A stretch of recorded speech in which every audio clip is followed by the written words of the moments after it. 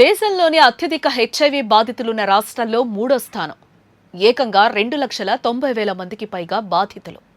ఇందులో అత్యంత దిగ్భ్రాంతికరమైన విషయమేంటో తెలుసా? భవిష్యత్తును నిర్మించుకోవాల్సిన కాలేజీ విద్యార్థులే ఈ మహమ్మారి బారిన పడుతూ ఉండటం. డిగ్రీ ఇంజనీరింగ్ విద్యార్థుల్లో వేలల్లో కేసులు. అసలు ఒక ఐటీ హబ్గా ప్రధాన విద్యా కేంద్రంగా ఉన్న కర్ణాటకలో యువతకి ఏమైంది? కళాశాల క్యాంపస్లో హెచ్ఐవి ఎంత వేగంగా ఎందుకు విస్తరిస్తోంది? ఈ భయానక గణాంకాల వెనక ఉన్న అసలు నిజాలేంటో తెలుసుకునే ముందు వేద టీవీని తప్పకుండా సబ్స్క్రైబ్ చేయండి.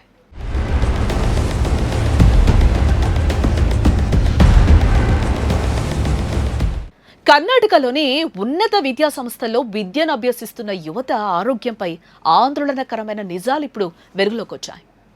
రాష్ట్రంలో కొత్తగా నమోదవుతున్న హెచ్ఐవి కేసుల్లో అత్యధిక శాతం 18 నుంచి 25 ఏళ్ల వయసు కలిగిన యువతలోనే ఉంటున్నట్లు అధికారిక గణాంకాలు స్పష్టం చేస్తున్నాయి. ఇటీవల జరిగిన ఆరోగ్య పరీక్షల్లో ఏకంగా 7,000 మందికి పైగా కళాశాల విద్యార్థులు హెచ్ఐవి పాజిటివ్గా నిర్ధారణ కావటం విద్యా ఆరోగ్య వర్గాలను తీవ్ర దిగ్భ్రాంతికి గురిచేసింది. కర్ణాటక రాష్ట్ర ఎయిడ్స్ నివారణ సంఘం వెల్లడించిన గణాంకాల ప్రకారం మనం చూస్తే 2023-24లో 18 నుండి 35 సంవత్సరాల మధ్య ఉన్న బాధితుల సంఖ్య 44,500 కాగా అది 2025-26కు వచ్చేసరికి ఏకంగా 66,600కి పెరిగింది.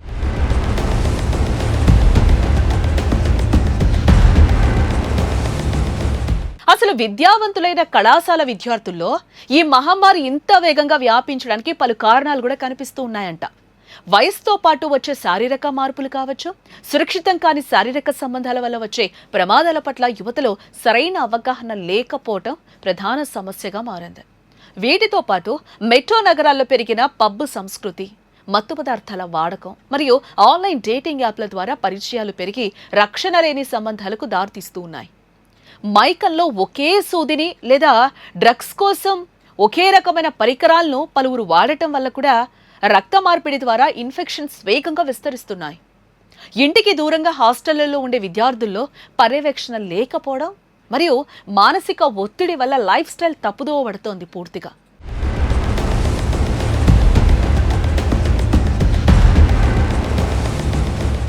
నేషనల్ ఎయిడ్స్ కంట్రోల్ ఆర్గనైజేషన్ సమర్పించిన ఒక నివేదిక ప్రకారం చూస్తే భారతదేశంలో అత్యధిక హెచ్ఐవి బాధితులున్న రాష్ట్రాల జాబితాలో కర్ణాటక 3వ స్థానంలో ఉంది. రాష్ట్రంలో ప్రస్తుతం సుమారు 2,90,000 మంది హెచ్ఐవితోనే జీవిస్తున్నారు. అయితే అత్యంత భయంకరమైన విషయం ఏంటంటే వీరిలో 2,05,000 మంది మాత్రమే క్రమం తప్పకుండా యాంటీ రెట్రోవైరల్ థెరపీ చికిత్స పొందుతూ ఉన్నారు. మిగతా దాదాపు 54,000 మందికి తమ శరీరంలో హెచ్ఐవి వైరస్ ఉందనే విషయమే తెలియదు.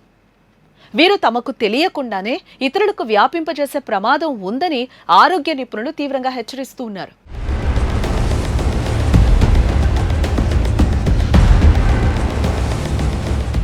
ఈ పరిస్థితి తీవ్రతను గుర్తించిన కర్ణాటక ప్రభుత్వం మరియు విద్యాశాఖ తక్షణ చర్యలకు దిగింది. విశ్వేశ్వరయ్య సాంకేతిక విశ్వవిద్యాలయం మరియు ఉన్నత విద్యాశాఖ సంయుక్తంగా రాష్ట్ర వ్యాప్తంగా ఉన్న అన్ని ప్రభుత్వ, ఎయిడెడ్ మరియు ప్రైవేట్ ఇంజనీరింగ్, డిగ్రీ కళాశాలల్లో ప్రత్యేక హెల్త్ క్యాంపులు నిర్వహించారని ఆదేశించాయి. ప్రతి కాలేజీలో విధిగా హెచ్ఐవి నిర్ధారణ పరీక్షలు, కౌన్సిలింగ్ శిబిరాలు ఏర్పాటు చేయనున్నారు. అయితే ఏ విద్యార్థికి కూడా వారి వ్యక్తిగత అంగీకారం లేకుండా బలవంతంగా పరీక్షలు చేయబోమని ప్రభుత్వం అయితే స్పష్టం చేస్తోంది. హెచ్ఐవిపై విద్యార్థులకు మరింత అవగాహన కల్పించేందుకు ప్రత్యేకంగా క్యూఆర్ కోడ్లను కూడా అందుబాటులోకి తీసుకురావడం జరిగింది. హెచ్ఐవి సరైన అవగాహనతో అరికట్టాల్సిన సమస్య. ముఖ్యంగా యువత క్షణికానందం కోసం జీవితాలను నాశనం చేసుకోకూడదని, సురక్షిత పద్ధతులు పాటిస్తూ ఆరోగ్యకరమైన సమాజాన్ని నిర్మించాలని నిపుణులు విజ్ఞప్తి చేస్తున్నారు.